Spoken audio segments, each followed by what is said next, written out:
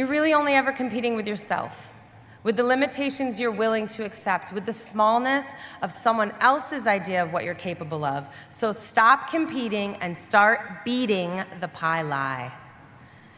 If Jackie Robinson believed there was only so much baseball to go around, we wouldn't have the MLB we have today. If Billie Jean King and Lily Ledbetter had just accepted it when they were told to be happy with what they got, the notion of equal pay for equal work would not be a phrase recognized by every person in this stadium, which reminds me, there's still a lot of work to do. We need bright, conscientious, positive people with expansive minds to do it, and you are them. I found the love of my life at this place on 40th and Spruce on a steamy evening in 1992. I've compared every potential partner to him since, and well, he just keeps winning. He is my true safety net. And that's my relationship advice. Find the person who gives you the confidence to do it all scared. Tie those nets together, because co-creating your dream life, parenting kids, that's unfathomable with anybody who isn't going to catch you when you inevitably fall. Everything's great when everything's great. But when everything's shit, you deserve a partner holding you up, not keeping you down.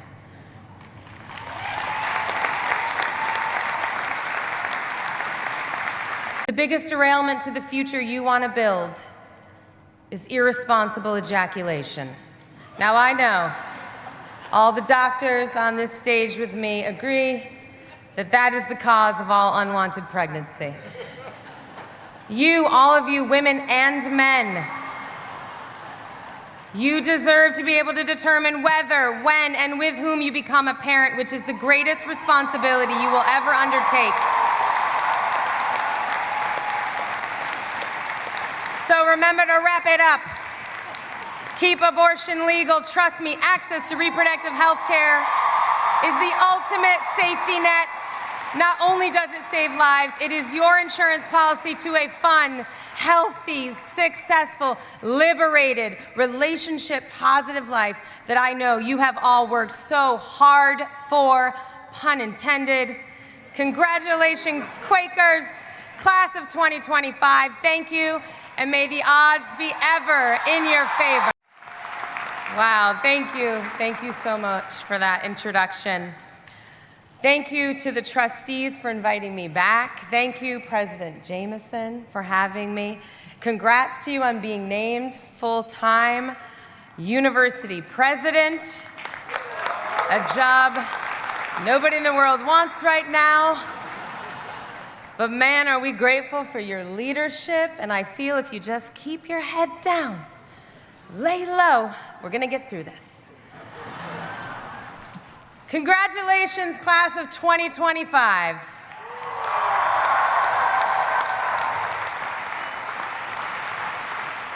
Good morning to the family, friends, parents, grandparents, caregivers, faculty, and my fellow nominees, honorees, on stage with me today. You are all incredibly esteemed in your fields, and I did in fact make cocaine bears, so we are all doctors now.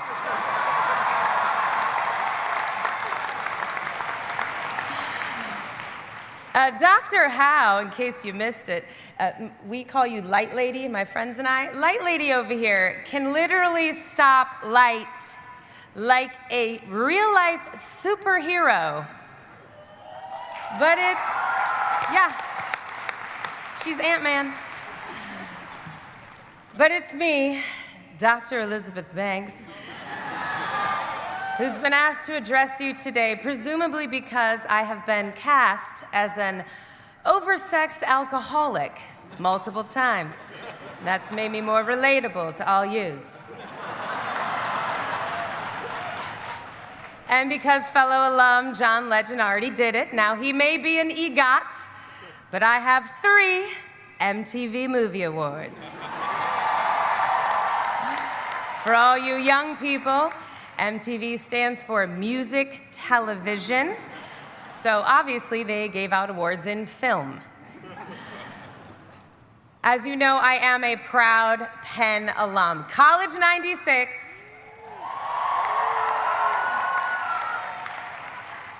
And it is really fun being back here in West Philly and to be standing here in this historic Franklin Field to celebrate your triumphant graduation today.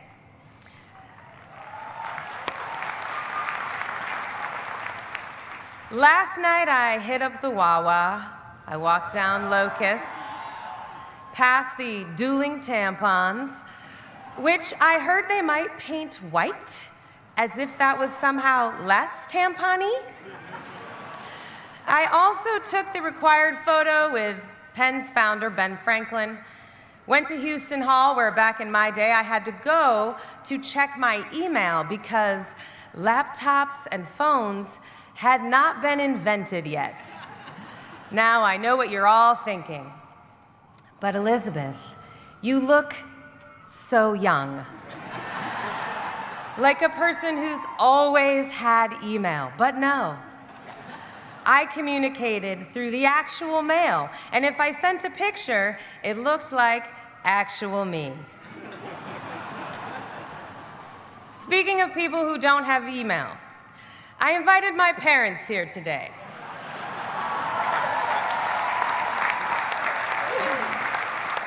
And the last time the three of us were in this stadium together, I was sitting where you are, very hungover in my cap and gown, which I wore over a black bikini because it's hella hot on this field. So I know what you're all most worried about right now. How do you pronounce Schuylkill? Will I have to explain to strangers that I graduated from not Penn State? And what will I take away from this experience besides good friends and HPV? Well, I'm going to do my best to tell you, and like my career and our economy, this commencement speech will be a little all over the place. But I am a Penn success story, and since I'm also an actress, I'll just start by talking about me. I was a voracious learner here. I was gonna get every penny's worth of my tuition. I learned some Shakespeare and about bias in journalism, and why marijuana legalization is good public policy. We knew this 30 years ago. That climate change needs our urgent attention. 30 years ago, Professor Robert Giegengach, RIP, was sounding the alarm on climate. But the most impactful lessons I took away from my time here were not academic per se. They were mostly about adulting. For example, I had a class with a tough professor that met only once a week on Fridays. And because the class was small and met so infrequently, absences were not excused and would result in half a grade deduction. An A became an A minus, and so on. So on for other people, I had an A, obviously. So I went to the professor right away because my cousin's wedding was coming up, and I had planned to drive down with my family on a Friday. No problem, she said, but you'll lose your A. But I was expected to go. I couldn't let down my family, I told her. I promised I'd make up the work. I gave her all the reasons why she should not penalize me, but she stuck to her guns. It's your choice, and that choice has consequences in your life. I mean, it felt impossible what she was asking. My GPA versus my family? How could I choose between the two? I basically gave it the same weight as Meryl Streep deciding which kid to turn over to the Nazis. Meanwhile, she was so blasé about the entire interaction because in her mind, she was an adult talking to another adult, which was honestly news to me. I still felt like a kid, and maybe a lot of you do too. But she was telling me, no, you're an adult, you have agency, which is a really powerful thing to tell a young person. You are in control of your life. And also, you're not entitled to anything, and yeah, that second one, it does kind of suck. In the end, I went to my cousin's wedding, and I took the hit. I drove to Tennessee with my family, including my grandmother, who sat in the middle seat for 7 hours. I had a wonderful time. My Grammy passed away soon after, and my cousin, just a few years older than me, she's gone now too. I have never regretted that choice. I didn't graduate summa cum laude, and that's never come up, not once. The profound lesson I learned through all this was that our values conflict sometimes, and it's making choices in those moments that help you clarify who you are and what you value in this world. And that's adulting. It's not just cleaning your hair out of the drain of a shared shower or sink, which you should absolutely do. It's the series of decisions you make when your values conflict: GPA or family, creativity or security, loyalty or personal growth, love or money. Your path is guaranteed to be paved with these decisions. You graduates are entering the world at an incredible time in human history. We are on the exponential curve now, baby. We're going straight up. On the one side, artificial intelligence, the technological advancements that are coming for every industry, breakthroughs in medicine and gene therapies that will have us living longer and healthier than ever, some of which are being made at this very university.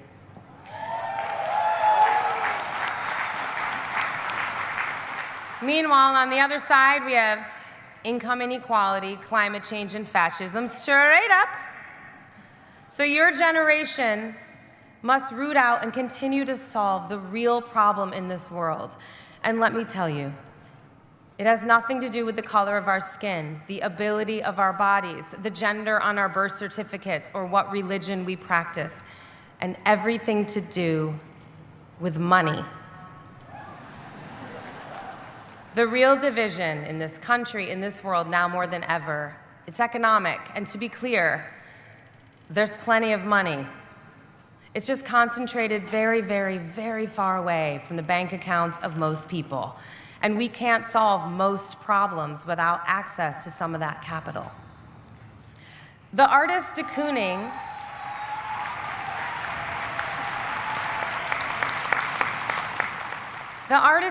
said the problem with being poor is that it takes up all your time. I came here as a scholarship kid. First gen, loaded up with Pell Grants, work study, which is actually quite isolating. I never went on a spring break. I never studied abroad. I never had an unpaid internship. I needed all my time to be billable. I was privileged to look like a rich girl, a city girl, a girl who had ridden in a yellow taxi and should rush tabard, but no. I had, in fact, never ridden in a yellow taxi and should be a tri-delt. I found a rusted 10-speed bike in the basement of a frat house, tuned it up, rode it around for 3 years, and left it unlocked on 40th and Irving the day I graduated. Why was I in the basement of a frat house? You know why. The point is, I didn't come to Penn to pursue a career in the arts. I came here to use the best tool for class migration that's ever existed: higher education.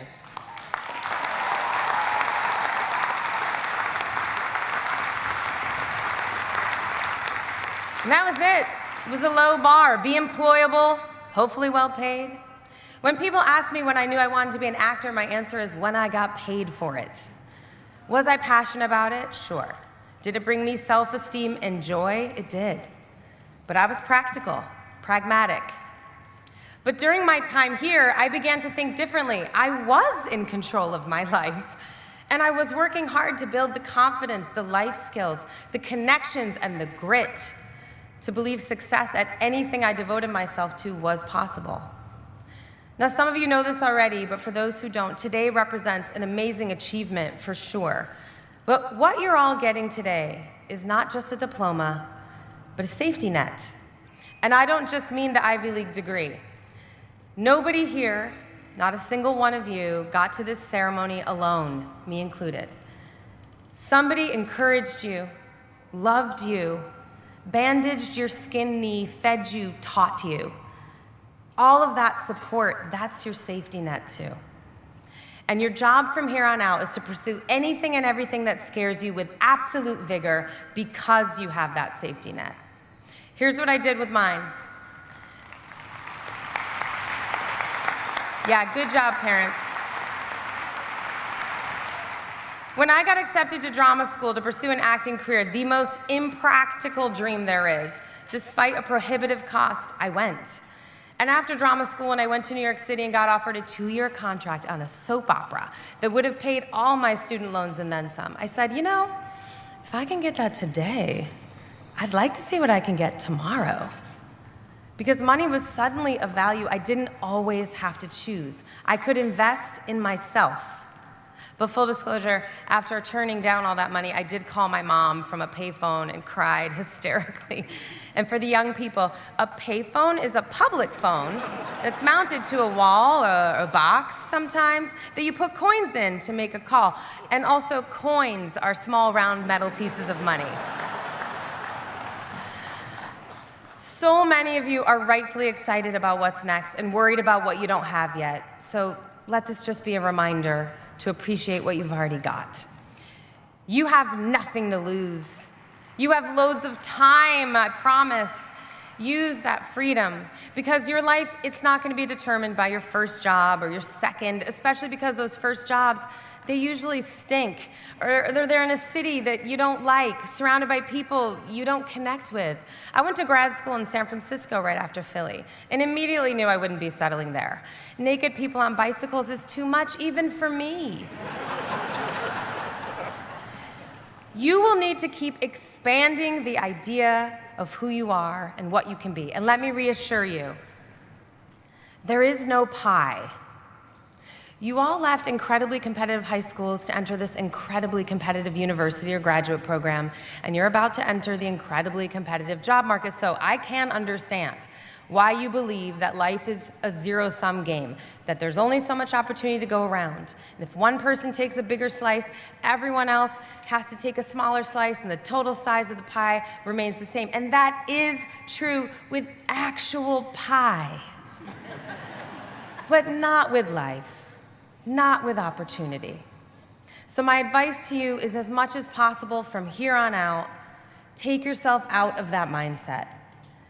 Nobody knows about competition better than an actor. At any given time, 98% of professional actors are unemployed, like federal workers. So when I didn't get my slices of pie, and there were lots I didn't get, I baked my own. In fact, I made cupcakes, cookies, brownies too. Is this a confusing metaphor? Yeah, kinda. It maybe sounds like I was baking all the time, but also couldn't afford the ingredients. So what I mean is this. I used my agency to create my own opportunities. Rather than wait for those great acting gigs, I started producing, writing, directing, hosting a game show, becoming an investor, an entrepreneur, podcasting. Was this all in response to overwhelming disappointment? Yeah. Failure is a great motivator. And what's better, all of that made pie for other people too. I created jobs and opportunities for others by selling ideas for TV and movies, like the Pitch Perfect films inspired by my time, right here. You can ask Ken Masala, who sang in Pitch Perfect 2.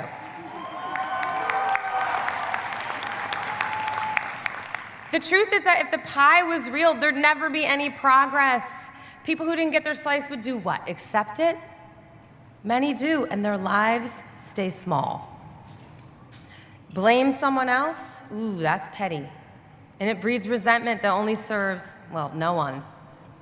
You're really only ever competing with yourself, with the limitations you're willing to accept, with the smallness of someone else's idea of what you're capable of. So stop competing and start beating the pie lie. If Jackie Robinson believed there was only so much baseball to go around, we wouldn't have the MLB we have today. If Billie Jean King and Lily Ledbetter had just accepted it when they were told to be happy with what they got, the notion of equal pay for equal work would not be a phrase recognized by every person in this stadium, which reminds me, there's still a lot of work to do. We need bright, conscientious, positive people with expansive minds to do it, and you are them. And I am so excited to see you fail. That's right. You will fail to get exactly what you want at some point, and that is your best opportunity to clarify what it is you really want and pivot if you have to. You've got the safety net to do it. No, but I need this thing, you'll say. But in that single-minded pursuit, you will risk ignoring all the other opportunities waving at you from the periphery. So at every perceived failure, look inward and ask yourself, what are you really after? Is it money, admiration, flexibility, credibility? Get real with yourself and figure out how to get it some other way, your path. Create, collaborate, build, join. In my industry, we like to say, rejection is protection. In time, I always came to see why I didn't get the part. I'm not Legally Blonde's Elle Woods, but I am the Hunger Games' Effie Trinket.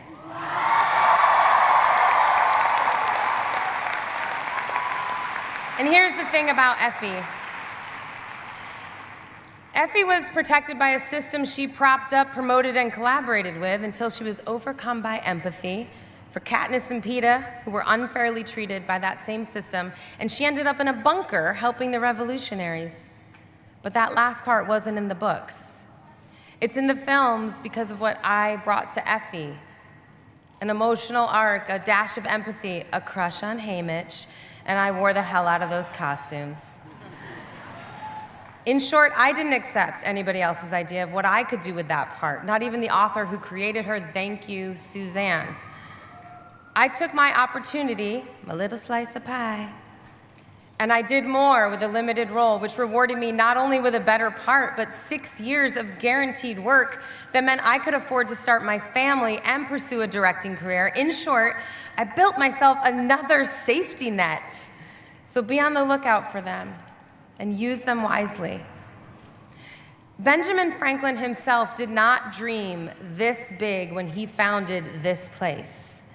He laid out some ideals, and each successive generation has improved upon them. Penn is a place of progress. I am that progress. A working class girl whose parents didn't go to college, who waitressed for a decade, who persistently built her success with hard work, guts, a cup of ambition, and whatever else Dolly Parton sings about. And if you don't get that reference, young people, please watch 9 to 5, as it's hilarious, sadly all too relevant today. Class of 2025, you are that progress now. Harvard has her crimson and Yale her colors too.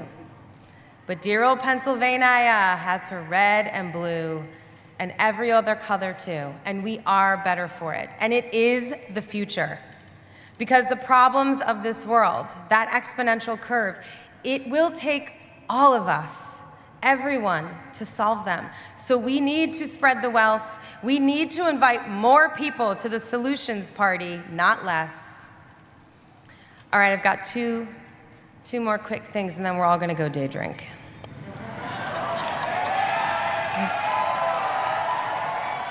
I found the love of my life at this place on 40th and Spruce on a steamy evening in 1992. I've compared every potential partner to him since, and well, he just keeps winning. He is my true safety net. And that's my relationship advice. Find the person who gives you the confidence to do it all scared. Tie those nets together, because co-creating your dream life, parenting kids, that's unfathomable with anybody who isn't going to catch you when you inevitably fall. Everything's great when everything's great. But when everything's shit, you deserve a partner holding you up, not keeping you down.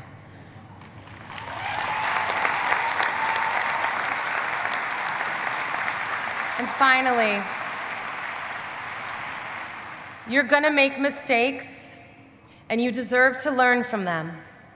They shouldn't derail your hopes and dreams, which is why the last thing I want to leave you with is this. The biggest derailment to the future you want to build is irresponsible ejaculation. Now I know all the doctors on this stage with me agree that that is the cause of all unwanted pregnancy. You, all of you, women and men, You deserve to be able to determine whether, when, and with whom you become a parent, which is the greatest responsibility you will ever undertake. So remember to wrap it up. Keep abortion legal. Trust me, access to reproductive health care is the ultimate safety net. Not only does it save lives, it is your insurance policy to a fun, healthy, successful, liberated, relationship-positive life that I know you have all worked so hard for, pun intended. Congratulations, Quakers, class of 2025. Thank you, and may the odds be ever in your favor.